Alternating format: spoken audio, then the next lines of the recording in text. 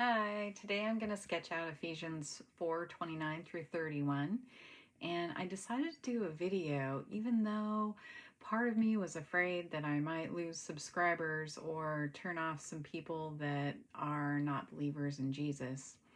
However, I'm doing this channel to encourage creativity, and this is what I know helps.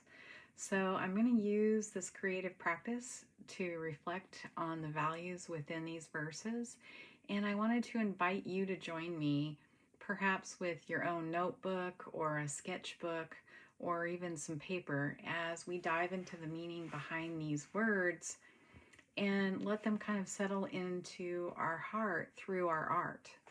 So I wrote out the words first, and then I'm also going to encourage you to look at the various versions of different Bibles too before you decide which words that you want to write out. I focused on what this looks like in my mind, and I decided to draw a hole in the ground and the words dropping into it with a shovel. So you can include a person or not if you want. You can leave the person out. But in this verse, Paul urges Ephesians and us to be mindful of the words we speak, to ensure that our words bring life and kindness and truth. Words can either heal or harm, so Paul is inviting us to choose the words that bridge that connection and understanding.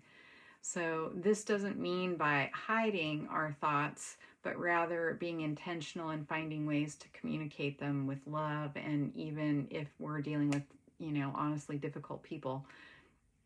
And so I decided to write the words first and then put them in the person, and then the good words going in arrows toward the person. Down in the comments, tell me what you see and how you would relate that to what pictures pop into your mind. So Paul's message is also about grace and how to be filled with how to talk to one another. And words can be a source of encouragement and reflecting God's grace too, right? So imagine what a gentle, encouraging presence could look like if we leaned into that kindness. And even with people that challenge us, you can find ways to encourage them and be kind.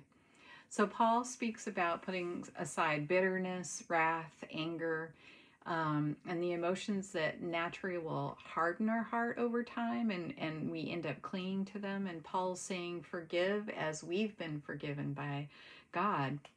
So this involves surrendering resentment and anger, and in this, forgiveness becomes the act of faith and choosing to let go rather than holding on to those bitterness, like pull the bitter weed, right? So when I'm sketching out the verse, it's a small commitment to letting these values flow through the actions of making the art. And art is like faith in that it's a process, and it takes time and intention and the willingness to grow and spend time on it. So using your sketchbook can be a way to make those things that matter to you last, and remember what you've been trying to learn and live.